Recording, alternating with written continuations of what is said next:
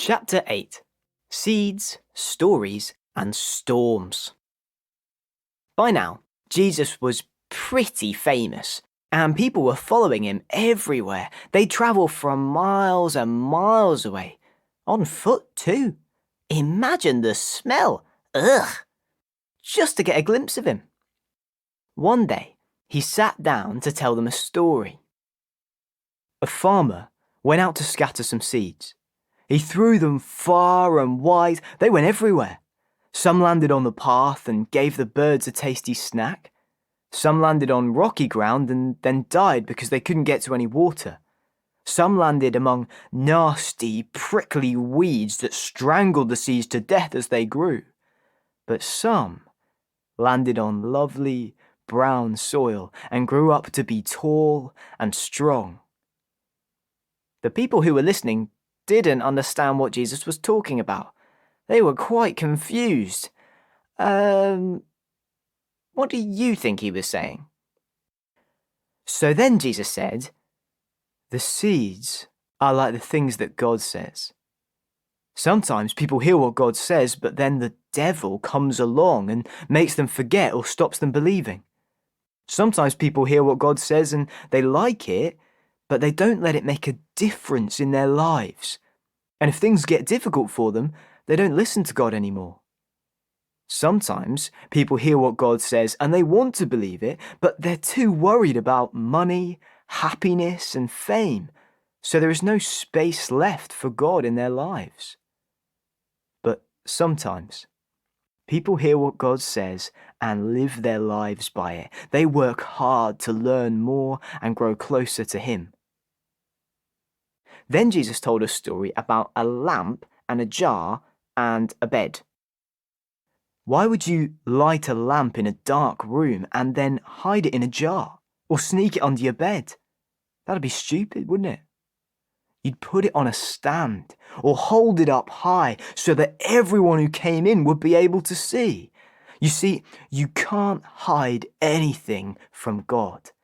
He knows everything. He even knows what you're thinking right now. Listen carefully to what he says, and you'll do well. Then Mary, Jesus' mum, turned up with a few of his brothers. But she couldn't get anywhere near him because of all the swarming people. Annoying. Eventually, Jesus heard that they were trying to get to see him, but he said something rather odd. "My family is made up of people who listen to what God says and put it into practice." What do you think he was talking about? People were quite often confused by some of the things Jesus said. Is he saying family isn't important? Or is he saying family is really important? Or is he saying that actually everyone is his family if they love God? A few days later, Jesus decided he wanted to cross Lake Galilee, and since quite a few of his mates had been fishermen, they didn't mind at all. But they'd not been in the boat long when Jesus decided to take a nap. While Jesus was snoozing, everything went dark. The wind was howling and the boat started to fill with water.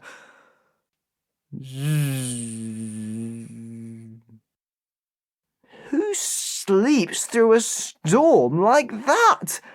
His mates shook him awake. "We're going to die! Help! Oi, Jesus, wake up!" Jesus opened his eyes, stretched, and stood up. He looked around at the storm and said, "Stop, waves. Stop, wind."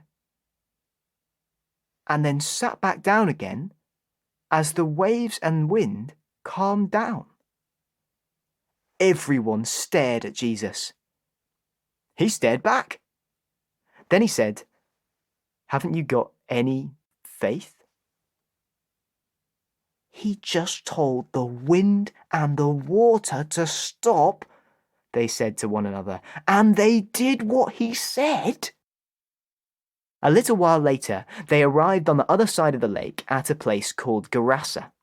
Jesus was only just getting out of the boat when a screaming man covered in chains fell at his feet. Freaky or what? The disciples kept their distance. This guy looked seriously weird, not to mention the fact that he didn't have any clothes on. Majorly awkward. Then he said, "Jesus, I know you're God's son. What do you want?" Jesus said, "What's your name?" This man had been in a pretty bad place for a long time. He didn't even have a house to live in anymore, so he lived in a graveyard. Ugh, creepy. The people of Gerasa had put chains on him to stop him from hurting himself. They all kept away from him. He was super scary. Do you remember? We met a man a bit like this guy back in chapter 4. The man in chapter 4 had an evil spirit living inside him, and this guy in Gerasa was just the same.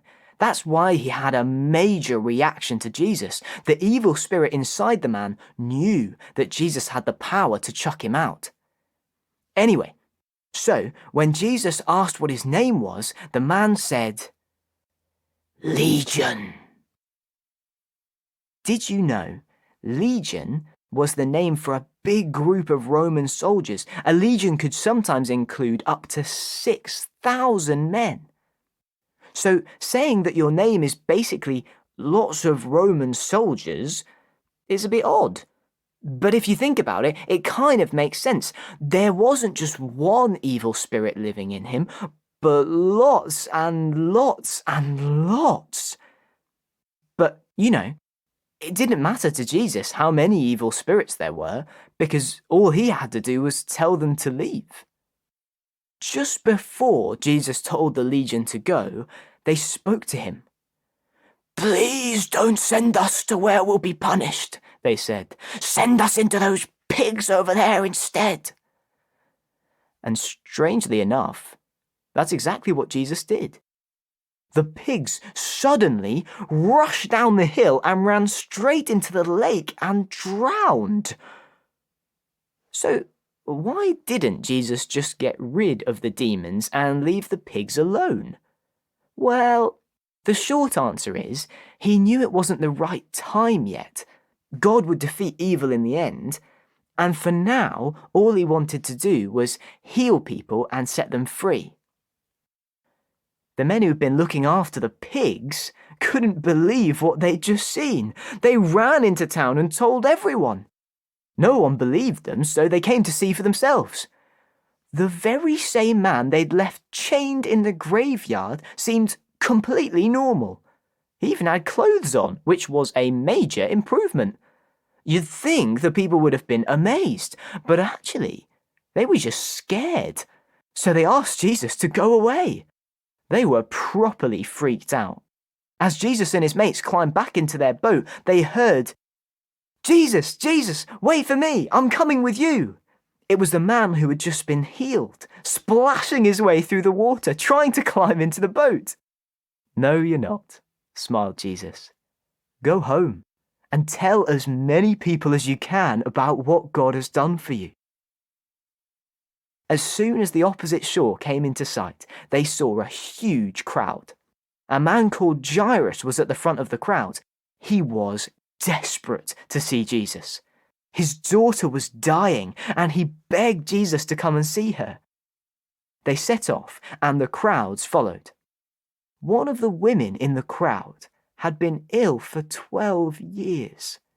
She had spent all her money and tried every idea, but she just kept on bleeding. It was horrible. Ooh. Jesus was her last resort. She'd heard he could do amazing things, and she believed he could do amazing things for her.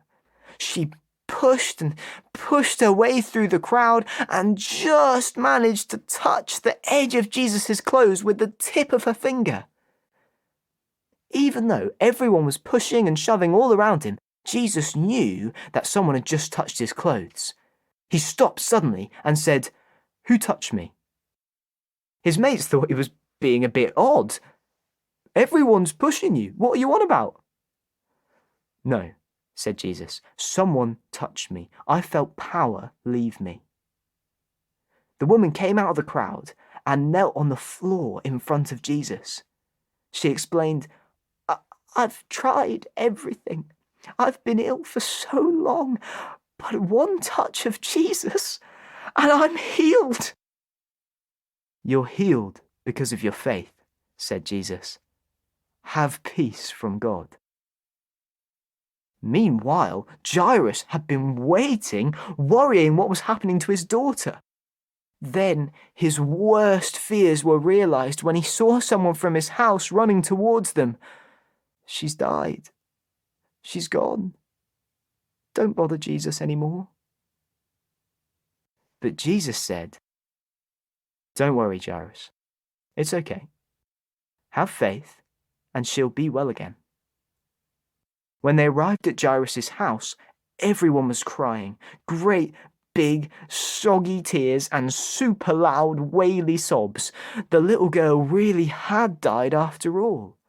Jesus went in with Peter, James, John, Jairus and his wife.